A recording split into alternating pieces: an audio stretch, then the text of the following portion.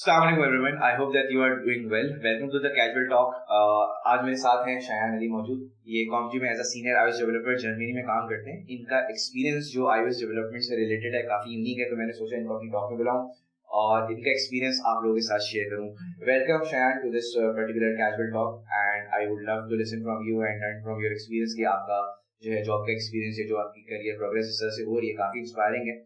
तो मैं थोड़ा सा शायान के बारे में इंट्रोडक्शन दे दूं. शायान का बेसिकली कंप्यूटर साइंस में यूपीआईटी से ग्रेजुएशन है, bachelors in computer science. Then he work for around few years. उसके बाद इन्होंने जो है मास्टर्स इन कंप्यूटर साइंस के एनआईटी यूनिवर्सिटी से. उसके बाद बाकी का इंट्रोडक्शन मैं शायान से खुद पूछूंगा. Thank you for having me. और जैसे बता दिए मेरा यूपीआईटी से ग्रेजुएशन है एंड देन मैंने फिर एनआईटी से मास्टर्स किया और मीनवाइल मैं आईओएस डेवलपमेंट करता रहता था. और मेरा स्टार्ट हुआ था as a trainee iOS developer. मैं एप्सोन में काम करता था जो कैनेडी के अपोजिट था. एंड देन मैंने वहाँ से अपने करियर स्टार्ट किया as a trainee and then मैं इंटर्न हायर हुआ. एंड देन मैं एक कैनेडियन बेस्ड फर्म में ज्वाइन किया इंजीनियरिंग कस्टम सॉल्यूशंस में. मैंने वहाँ पे 2.5 साल काम किया था.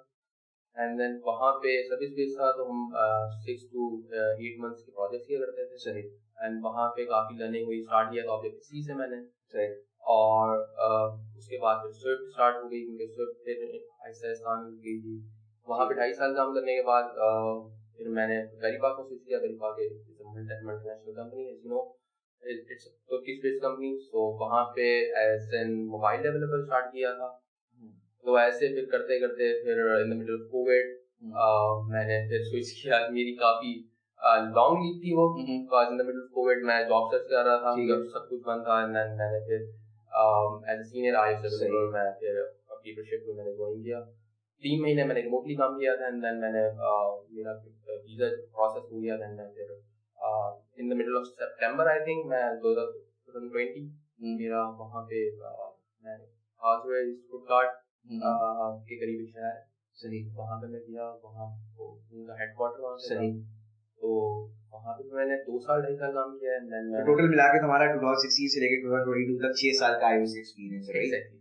सही, बिल्कुल ऐसी. अच्छा, तुम्हारी जर्नी मुझे इस वजह से यूनिक लगती है क्योंकि अक्सर लोग बैचलर्स इन कंप्यूटर साइंस करके, जो पाकिस्तानी टारगेट ऑडियंस है हमारी कंप्यूटर साइंस की, वो यूजुअली जर्मनी के मास्टर्स के लिए अप्लाई करती है.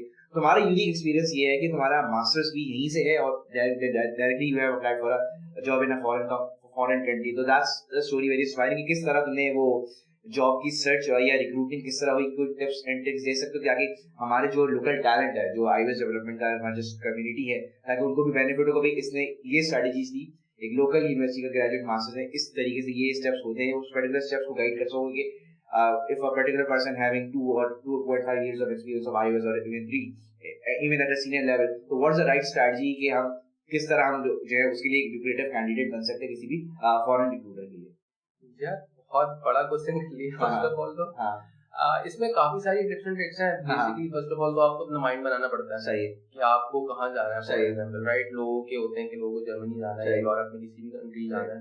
तो मेरा तो यही था कि मुझे यूरोप में कहीं भी जाना है. मेरा कोई स्पेसिफिक गोल नहीं था कि मुझे जर्मनी जाना है या मुझे बर्लिन जाना है. राइट, लोगों के पर्टिकुलर गोल्स होते हैं, बस वहाँ पे उनके दोस्त होते हैं, रिलेटिव्स होते हैं.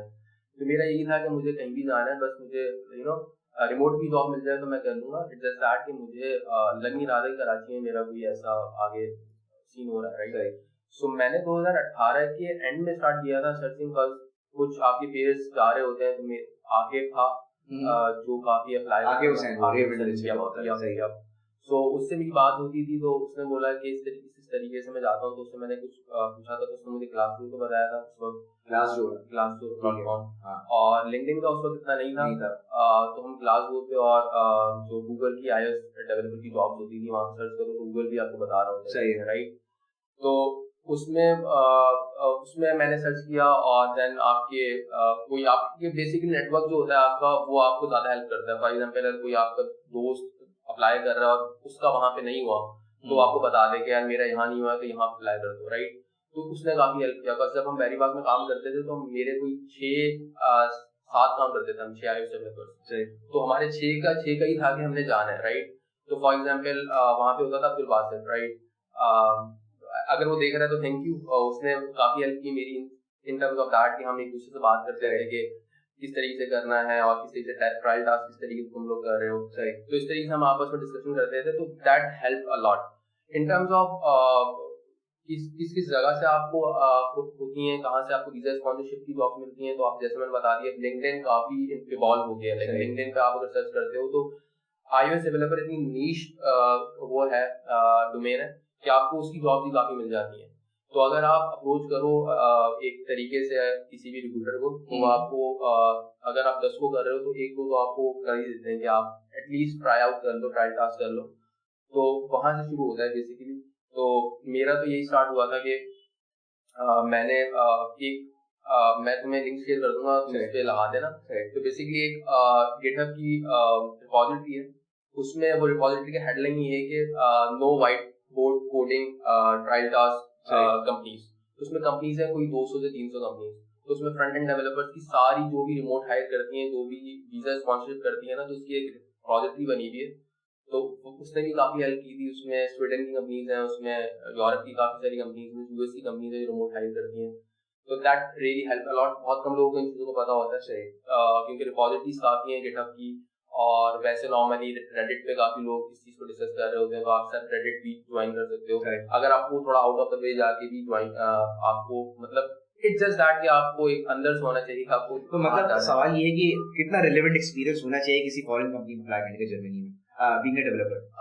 At least 3 years. At least 3 years का experience होना चाहिए। अच्छा, being a technical developer myself and you, we follow LeetCode, AlgoExpert and HackerRank to prepare for a technical interview.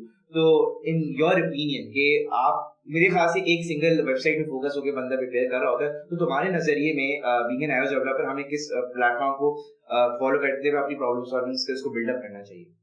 I think इसके दो आपके रास्ते हैं। एक तो फर्स्ट ऑफ ऑल तो आपका इंडिविजुअल कंट्रीब्यूटर है, जिसमें आप प्रॉब्लम सॉल्विंग की तरफ जा रहे हो, तो HackerRank है, फिर LeetCode है, एंड देन आपका एक दो और है Codility है, जिसमें आपको टेस्ट आ रहे होते हैं। बेसिकली ये दो तरीके की सॉफ्टवेयर इंडस्ट्री है। एक तो आपको बिल्कुल प्रॉब्लम सॉल्विंग लेके जाती है कि आपको टेस्ट देंगी, आप टेस्ट करोगे, और दूसरी तरफ है कि आपको ट्रायल टास्क मिलते हैं, राइट।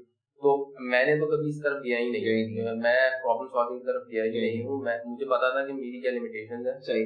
तो मैं हमेशा जो भी ट्रायल टास्क देते हैं या अगर कोई भी अगर HackerRank भी मिल रहा है तो मैं अटेम्प्ट करता था उसको। बट यूजुअली होता ही है कि HackerRank के बाद भी वो एक लाइव कोडिंग करवाते हैं आपसे, सही है। तो यूजुअली लाइव कोडिंग मुश्किल होता है। लाइक अगर आप रियलिस्टिकली पूछो मुझसे तो काफी मुश्किल होता है। उसके लिए आपको 6 से 8 महीने की प्रिपरेशन करनी पड़ती है। Like cracking the coding interview की जो बुक है वो पढ़ो, क्रैकिंग द कोडिंग इंटरव्यू करना। हाँ, अगर आपको उस तरफ जाना है, अगर आपको फैंग के लिए मैन के लिए जो हो गया है, मैन के लिए ट्राई करना है, तो आप LeetCode के कुछ होते हैं, स्ट्रिंग का पूरा वो है चैप्टर है, आप उसको ट्राई करो अगर आपको इस वे में जाना है। बट यूजुअली आप जो ट्राई टास्क कर रहे होते हो उसमें रिपोजिटरीज होती हैं डिफरेंट। जैसे मेरे गिटहब पे जाओगे तो मैंने काफी सारी कंपनीज के लिए टेस्ट किए हैं और वो सारे पब्लिक हैं, तो आप वहां जाके देखो। मैंने वेबल के लिए किया था, बबल, और मैंने टीयर के लिए अभी इंट्रोड्यूस किए थे। तो वो सारे आप जो है ना, जो मैं करता हूँ ये करता हूँ, मैं दोस्तों से पूछता हूँ अगर किसी ने किया हुआ है ट्रायल टास्क तो मैं उसको देखता हूँ किस तरीके से कर रहे हैं,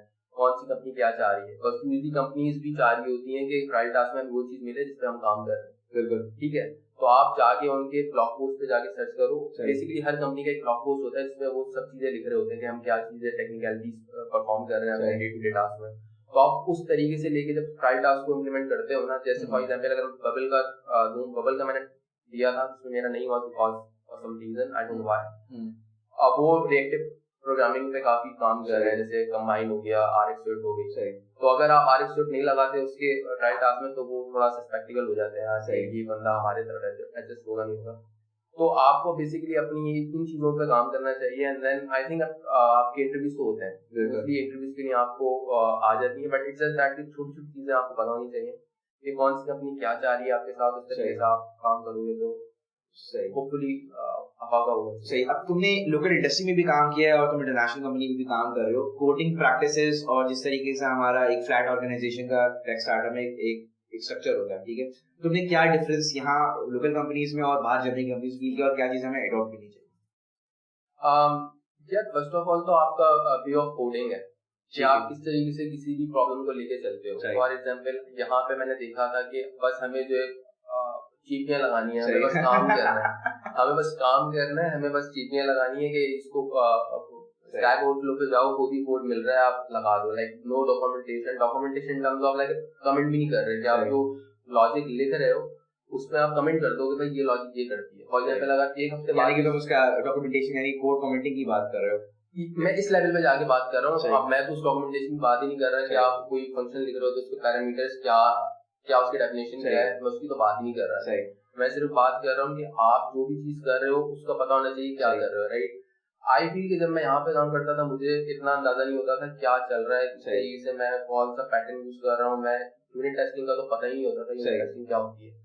मैं जब जर्मनी गया, जब मैंने पेपरशिप में ज्वाइन किया तो वहां पे पता लगा कि किस तरीके से चीजें होती हैं बेसिकली कि आपको प्रॉपर टाइम दिया जाता है, महीने का 2 महीने का प्रॉपर ऑनबोर्डिंग होती है आपकी। तो वो चीजें जो टाइम होता है ना, फिर आपको पता लग रहा होता है कि किस तरीके से ग्रेनुलर लेवल पे आप चीजें कर रहे हैं। यानी कि जो टेस्ट ड्रिवन डेवलपमेंट है वो टीडीडी वो एक ग्लोबल आपका पैटर्न है, उस पे लोग चल रहे होते हैं, उसमें प्रॉपर ट्रेनिंग वगैरह होती है, इसी की बात कर रहे हो तो। अच्छा, एक और जर्मनी से रिलेटेड हम लोग बात कर रहे थे, मैं ये पूछ रहा था कि कुछ लैंग्वेज टेस्ट होते हैं जैसे आइट्स हो गया, टॉफल हो गया, तो इन योर ओपिनियन अगर वहां पे अगर चांसेस आपको अप करने हैं तो what kind of a test should a student और a professional should apply for जिसको उसको बेनिफिट करेगा वो? I don't think so कि IELTS और TOEFL का आप जरूरत नहीं है अगर आप जॉब मार्केट में जा रहे हो। लेकिन जर्मन लैंग्वेज तो मैटर करती होगी ना अगर आप बंदा जर्मनी अप्लाई कर रहे हो तो? डिपेंड करता है आप किससे पूछ रहे हो। अगर software engineer being a software developer, I don't think so कि हमें इतनी जरूरत है इनिशियली। लाइक अगर आप जॉब सर्च कर रहे हो, आपको A1 अगर कर लो तो बेटर है, but I don't think so कि कंपनीज इस चीज पे जाती हैं। अगर उनको किसी बंदे को बुलाना है, किसी बंदे को हायर करना है, आई डोंट थिंक सो वो जर्मन देखते हैं। वो आपको ये चीजें नहीं देखते। वो देखते हैं कि क्योंकि जर्मनी बेसिकली थोड़ा सॉफ्ट इमेज अपना बना रहा है, तो वो अब जो हायर कर रहा है क्रॉस कल्चर, क्योंकि मेरी कंपनी की जो है ना पूरी प्योरली जर्मन थी, राइट। तो वो अब इंटरनेशनली जा रहे हैं, मतलब उनकी जितनी मीटिंग्स होती हैं वो इंग्लिश में ही होती हैं। वो चाहते हैं कि हम इंग्लिश कल्चर को प्रमोट करें, हम मतलब जर्मन नहीं रहे। So that's I think that's a good thing for us. But अगर आपको लर्न करना है तो व्हाई नॉट, लाइक आप अगर जर्मन करते हो तो आपके लिए फायदा है। सही है, क्योंकि तुम जर्मन की टेक मार्केट में थोड़ा इन हो तो बहुत सारे पाकिस्तानी डेवलपर्स जो हैं वो उस मार्केट के अंदर काम कर रहे हैं। तुम कुछ कंपनीज वगैरह शॉर्टलिस्ट करके बता सकते हो यहाँ पाकिस्तानी टैलेंट जो पाकिस्तान से बैठा हुआ है, ठीक है, हमारे अपने ही लोग ही निकल रहे हैं? I think Zalando is one of them. Yep, Zalando is one of them. I think Bubble is next. Like Bubble is a good company जिसका कोड बेस भी मैंने देखा है, काफी अच्छा है। इसके अलावा I think Tier is one of them. Tier Mobility की कंपनी है, वो भी हायर करती है। अभी ले-ऑफ्स किए उन्होंने जब किया, बट वो भी काफी हायर करती है अगर आप रिसेशन की वजह से। ठीक है। उसके अलावा आपका मैग है, बट वो थोड़ा सा आउट ऑफ वो हो जाता है, स्कोप हो जाता है, क्योंकि उसमें तो ऑब्वियस सबको पता है किस तरीके से चीजें करनी होती हैं। उसके अलावा काफी सारी कंपनीज हैं, अभी मेरे ज़हन में नहीं आ रही, but I would definitely like right it down and I will share with you. अच्छा, सैलरी पैकेजेस की बात करें कि लोकल हमारे सॉफ्टवेयर हाउसेस में और जर्मनी में किस हद तक कितना एक्स टाइम्स तुम्हें बेनिफिट होता है और वहाँ के टैक्सेस वगैरह भी होते होंगे, तो लिक्विडेटिव एडवांटेज या फाइनेंशियल बेनिफिट्स की, मॉनेटरी बेनिफिट्स की मैं बात करूँ तो एक रेंज बता सकते हो मुझे कि इतना तुम्हें जो iOS डेवलपर 2 साल का, मिड लेवल का, जूनियर लेवल का, सीनियर लेवल का एक्सपेक्ट कर सकता है हमसे? I think it depends on the companies, क्योंकि जर्मन कंपनीज भी वहाँ पे ये डिफरेंस है कि जर्मन कंपनी है या कोई यूएस बेस्ड कंपनी है। पहले जर्मन का बता दो। जर्मन कंपनीज बेसिकली आपको अराउंड 45 to 80 तक देती हैं based on your level of seniority, कि आप कितना काम किया, कितना एक्सपीरियंस है और किस लोकेलिटी पे कंपनी है। फॉर एग्जांपल अगर कोई बर्लिन बेस्ड कंपनी है तो वो आपको 70-75 भी दे देती है, राइट, नो इशू। अगर आप एक एक्सपीरियंस बंदे हो और कितना फिट हो रहे हो उस टीम में, सही है। अगर आप किसी आउट, जैसे मैं कार्लसरूहे में था, तो मैं अगर बता दूं मेरी सैलरी थी 54,000, सही है, Euros per year 54,000 as a senior, बता रहा हूं, एज अ सीनियर। क्योंकि वहां पे अखराजात आपके उस तरीके से होते हैं, आपके एक्सपेंसेस उस तरीके से होते हैं, देन कंपनीज उस तरीके से नहीं होती कि वो थोड़ा सा देख रही होती है, अपने एक्सपेंसेस बचा रही होती है, राइट। तो इस तरीके से। बट अगर आप म्यूनिक में जाते हो, अगर आप फ्रैंकफर्ट में जाते हो, तो वहां पे आपकी स्टार्टिंग 55-60 से हो रही होती है एज अ डेवलपर, राइट। मतलब कितने एक्सपीरियंस के साथ ये तुम जो स्किल बता रहे हो? 2 साल के एक्सपीरियंस है। लेकिन तुमने आइडियली बताया कि 3 साल के एक्सपीरियंस का बंदा अप्लाई करे तो केस आपका बहुत ज्यादा स्ट्रांग है। एग्जैक्टली, क्योंकि अब जो बाहर से वो हायर कर रहे होते हैं वो सीनियर ही हायर कर रहे होते हैं। सीनियर का स्टार्टिंग 3 इयर्स का होता है। अगर 2 से 2.5 साल 3 साल का एक्सपीरियंस है तभी वो हायर करते हैं, वरना अगर उनको जूनियर या इंटरमीडिएट हायर करना हो तो यूजुअली वो वहीं से हायर करते हैं, उनको प्रिपेयर करते हैं बेसिकली। सही। यूजुअली आपके पास होना चाहिए सॉलिड एक्सपीरियंस। सही। इसके अलावा मैं बात करूँ सर्टिफिकेशन की, जो मैंने सर्टिफिकेशन ली तो मुझे 9 डिग्री iOS डेवलपर का प्रोग्राम मुझे दिखा कि वो सर्टिफाइड कर देता है आपको, AT&T और गूगल भी उसको एक्सेप्ट करता है। इसके अलावा कोई सर्टिफिकेशन है में जो आपको कंपनी के थ्रू एक एडेड एडवांटेज दे देती है कि इसने ये चीज़ की हुई है तो ये ज़्यादा रिकग्नाइज है, या किसी यूनिवर्सिटी डिग्री का जो है आपका ठप्पा वगैरह लग जाए या उसको सर्टिफिकेशन वगैरह हो जाए तो वो आपको बेनिफिट दे रहा होता है रिक्रूटमेंट के लिए? कोई सर्टिफिकेशन है इस तरह की? आई डोंट नो मेरी इसमें नहीं इन्फॉर्मेशन है। iOS का तो बिल्कुल भी नहीं है, बिकॉज़ iOS कुछ ऐसी कोई ऑफिशियली इसका कुछ भी ऐसा नहीं है। जस्ट दैट के एक एडेड एडवांटेज ये होता है अगर आप ओपन सोर्स कंट्रीब्यूटर हो, और ओपन सोर्स कंट्रीब्यूशन या अगर आप ओपन सोर्स कंट्रीब्यूटर हो या आपने अपनी आर्टिकल्स लिखे हुए हैं मीडियम पे या अपनी वेबसाइट है जिस पे आप मेंटेन कर रहे हो, आई थिंक ये बेटर है rather than going for मतलब being a personal brand of being a developer के वो contribution कर रहा है तो वो highlight होगा तो वो ज़्यादा आपका stand out कर रहा होता है काम के। इसके साथ आपका जो है डेवलपमेंट आपका पोर्टफोलियो जिसमें आपके डिफरेंट प्रोजेक्ट्स वगैरह वो भी मैटर कर रहे होते हैं कि इस बंदे ने अगर प्रोजेक्ट्स में काम किया तो पोर्टफोलियो भी आपका एक तरह का एसेट डील कर रहा होगा। सही, बिल्कुल ऐसा ही है। अच्छा, to cut it short because हमारे पास टाइम थोड़ा सा शॉर्ट है, मैं तुम्हें ये बता रहा कि लिविंग स्टाइल की बात कर लो या रेसिज्म की इशू की बात कर लो, तो कल्चरली तुम्हें वहाँ पे चैलेंज महसूस हो या आराम से अडॉप्ट कर लिया समाज में? I think ये काफी misconception है। Germany is like really open to like international people। सही।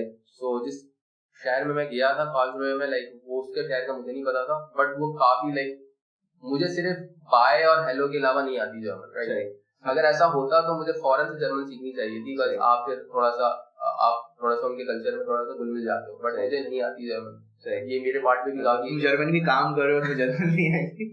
एग्जैक्टली, इससे पता लगता है कि आप कितना इजी है वहाँ पे सीखना। बस अगर आप देखो ना कि वहाँ पे आप अगर कोई शॉप पे जा रहे हो और आप उनको बात भी कर रहे हो इंग्लिश में थोड़ा बहुत, तो वो समझ जाते हैं, राइट? एक दफा मुझे इशू हुआ था, वो भी मैं जब मीट लेने गया था तो वहाँ पे थोड़े से मतलब वो भी सीरियन वो कम्युनिटी थी तो उनको उस तरीके से नहीं आती थी इंग्लिश, बट नॉर्मली अगर जर्मन से बात करोगे तो जर्मन को हमसे बेहतर इंग्लिश आती है। ठीक है, मतलब अगर मैं इसको समराइज करूं कि अगर बंदे का 3 साल का एक्सपीरियंस है, अगर वो A1 as a German language कर लेता है और एक बैचलर्स इन कंप्यूटर साइंस के साथ आ रहा है तो एक बहुत ही लुक्रेटिव रिसोर्स को कंसीडर किया जाएगा जर्मन की टेक बेस्ड कंपनीज के अंदर। हाँ, एक बहुत इंपॉर्टेंट सवाल था मेरे जहन में, एक बहुत डिस्कशन होता है कि either we go for a service based company or a product based company. In your opinion के being an iOS developer या being a front end developer, what should be our approach? और तुम अगर product या service based company तुम refer करते हो तो उसके पीछे रीजन क्या है? अच्छा, इसमें जो है पहले तो ये देखते हैं कि जिस कंपनी के लिए अप्लाई कर रहे हो कि वो बेसिकली यूजली जर्मनी में सारे जो प्रोडक्ट बेस्ड कंपनी काम कर रही होती है, अगर कोई सर्विस बेस्ड की कंपनी काम कर रही है तो एट द एंड प्रोडक्ट ही बना रही होती है किसी थर्ड पार्टी की। जैसे फॉर एग्जांपल अगर कोई मर्सिडीज कंपनी है या कोई ऑडी कंपनी है तो वो बेसिकली अगर उनकी सब्सिडीज है ना तो वो उनकी कंपनी सिस्टर कंपनीज होती है और वो छोटी छोटी कंपनीज को डिस्ट्रीब्यूट कर, जैसे अभी एली एक कंपनी है जिसपे काफी मैंने अपने दोस्तों को इंट्रोड्यूस करवाए थे, तो बेसिकली उनकी वो सिस्टर कंपनी थी और वो लाइक इलेक्ट्रिक व्हीकल्स के लिए चार्जेस के लिए कोई एप्लीकेशन बना रहे हैं, डिफरेंट बना रहे हैं। एट द एंड वो प्रोडक्ट ही बना रहे होते हैं बट वो सर्विस बेस्ड कह सकते हो तो सर्विसेज प्रोवाइड कर रहे हैं डिफरेंट बड़ी कंपनी। तो इन योर ओपिनियन जो लर्निंग कर्व और जो एक्सपीरियंस हमारा ज्यादा बेहतर तरीके से बिल्डअप होता है वो प्रोडक्ट बेस्ड कंपनी में ज्यादा तरीके से काम हो रहा है, right? That's the opinion from your side. अच्छा, iOS तो चलो एक आपका टेक्स्ट है, ठीक है, what others areas that we have to focus on to build our portfolio या हमारी प्रोफाइल जैसे स्टैंडर्ड, जैसे तुमने मुझे बताया था कि तुम अभी ब्लॉकचेन या उस पे काम कर रहे हो तो उसको थोड़ा ब्रीफ कर सकते हो कि अपॉर्चुनिटीज है Web3 मेटावर्स और ब्लॉकचेन की? आई थिंक मेटावर्स तो आई थिंक बहुत एक जनरल हो जाता है। ब्लॉकचेन की काफी जो है एप्लीकेशंस हैं, मोबाइल में काफी कुछ हो रहा है, अभी वेब पे काफी हो रहा है, वो मोबाइल पे काफी मार्केट स्पेस है जिस पे आप एक्सप्लोर कर सकते हो। फॉर एग्जांपल एक वेबसाइट है Web3 जॉब्स की, राइट? उसमें बाइनेंस हो गया आपका, आपके एक और कंपनी है स्टैक्स के नाम से, वो हायर करते हैं iOS developers, right? Crypto wallets काफी बना रहे हैं लोग, कंपनीज काफी बना रही हैं, तो उस पे काफी अपॉर्चुनिटीज हैं और काफी हाईली पेड जॉब्स हैं। उसमें आपको कुछ नहीं करना पड़ता, उसमें सिर्फ आप एल्गोरिथम्स वगैरह पढ़ लो, जो क्रिप्टो किट है iOS की उसको एक्सप्लोर कर लो किस तरीके से। तो अभी वो iOS 13 में आई है तो उसको आप एक्सप्लोर कर लो और उससे आप एल्गोरिथम्स देख लो कितने सिक्योरिटी के जो एल्गोरिथम्स उन्होंने किए हुए उसके अंदर, तो आप उसको किस तरीके से यूटिलाइज कर सकते हो, किस तरीके से अपनी इंक्रिप्शन कर सकते हो, राइट? इस तरीके से iOS भी अब इंक्रिप्ट कर रहा है अपनी चीज़ों को, सिक्योरिटी को एज अ फीचर पिच करते हैं। तो ऐसे आप डिफरेंट की लाइब्रेरी से उनको आप यूज करते हो, उनको डिफरेंट प्रोजेक्ट्स बनाओ, क्रिप्टो वॉलेट्स बनाओ, डिफरेंट तरीके से यूज करते हैं, किस API यूज कर रहे हैं, किस तरीके से आप डिफरेंट एक्सचेंजेस होती हैं, सही अब स्विफ्ट चार्ट्स आ गया राइट, सही तो आप उसको लेकर आप किसी भी जैसे इथेरियम है कॉइन या बिटकॉइन है, तो उसके आप चार्ट्स बना सकते हो iOS 16 को लेकर, सही स्विफ्ट चार्ट्स है, तो ऐसे आप एक्सप्लोर करोगे और अपने गिटहब की एक प्रोजेक्ट बनाते रहो। और जब अभी बाइनेंस और इन कंपनीज पे crypto.com पे मेरा इंटरव्यू हुआ था, सही है, तो सिंगापुरियन कंपनी है, उनका अपने क्रिप्टो वॉलेट है, तो उनका सिर्फ एक इंटरव्यू का प्रोसेस होता है उनका, मेरा हुआ था तो क्योंकि मैं जर्मनी में था तो वो थोड़ा कम पे करते हैं यूजली, क्योंकि सिंगापुरियन कंपनी है, तो आप अराउंड $3,000-4,000 पे करते हैं। बट ऐसी कंपनीज अभी काफी चल रही है, जैसे crypto.com है, उन्होंने अपना पूरा अरीना खरीदा यूएस में राइट, तो वो उनके पास बजट भी काफी है and they are hiring front end developers, तो ऐसी जॉब्स काफी डायरेक्टिव होती हैं और काफी पे करते हैं, बिकॉज अभी वो इनिशियली काफी उनके पास है पैसा इन्वेस्ट करने के लिए, तो वो आपको अच्छा पे कर सकते हैं। आप वहाँ पे जाओ, बाइनेंस मैंने बताया, आप crypto.com है, और डिफरेंट NFTs की काफी सारी कंपनीज होती हैं जो अपना फ्रंट एंड बनवा रही होती है, तो आप वहाँ जाके अप्लाई कर सकते हो ब्लॉकचेन। अच्छा, ये तो तुम्हारा खैर एक साइड इंटरेस्ट हो गया, तो ब्लॉकचेन को भी एक्सप्लोर करो आगे जाके भी, तुम अगर देख रहे हो अपने आप को तो ब्लॉकचेन की तरफ अपना जो है वो विजन जो है ब्रॉड करोगे, यहाँ पे तुम जो है ना अपने स्किल से डाइवर्सिफाई करो राइट। अच्छा, वर्ड एल्स की पाकिस्तानी कम्युनिटी की बात की जाए कि टेक कंट्रीब्यूट करने में, तो तुमने क्या सोचा है, कुछ इस तरह करने का प्लान है तुम्हारा, लॉन्ग टर्म विजन क्या है? बस आखिरी सवाल है मुझसे। लॉन्ग टर्म विजन तो मेरा यही है कि लोगों को इस तरीके से अभी हम लोग यहाँ पे बैठ के बता रहे हैं चीजें, तो that would be my like long term vision in terms of contribution के।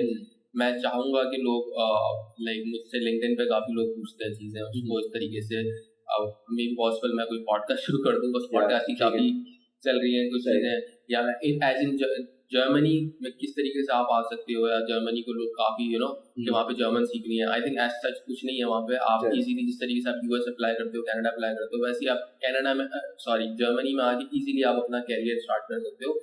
आप जॉब सर्च वीजा अप्लाई कर सकते हो, बहुत ईजी है, आप सिंपल, आपके पास थोड़ा सा फंड होने चाहिए, उसमें आइल्स वगैरह की जरूरत नहीं होती, इट्स जस्ट दैट कि आपके पास 5 इयर्स का एक्सपीरियंस होना चाहिए। तो मैं चाह रहा हूँ लोगों को इस तरफ ला सकूं, मैंने काफी दोस्तों से भी बात की है, तो मेरा लॉन्ग टर्म विजन ये है इन टर्म्स ऑफ कंट्रीब्यूशन के, लोगों को आपका लोकल जो पाकिस्तानी टैलेंट है उसको तुम अवेयर करो कि how they get better their life के वो अपने जो है करियर पाथ के अंदर किस तरह आगे एक्सेल कर सकते हैं राइट, इन शॉर्ट टर्म। तो thank you for your time Shayan, that's great interesting talk, और काफी मेरे लिए भी काफी लर्निंग थी इसके अंदर, मैंने भी काफी कुछ सीखा तुमसे, और I hope that the message will reach out to our target audience. I hope आपको बात समझ आएगी। अगर आप iOS की जॉब्स के लिए बाहर जर्मनी में अप्लाई करें, any other country, you can reach out Shayan. मैंने इसकी लिंक्डइन का लिंक अपनी इस वीडियो के अंदर इंक्लूड किया हुआ है, तो आप उनको रीच आउट कर सकते हैं, और बाकी जो शायान लिंक्स बताए उसकी भी डिटेल्स आपको कैप्शन में मिल जाएगी। तो that's all for today, thank you.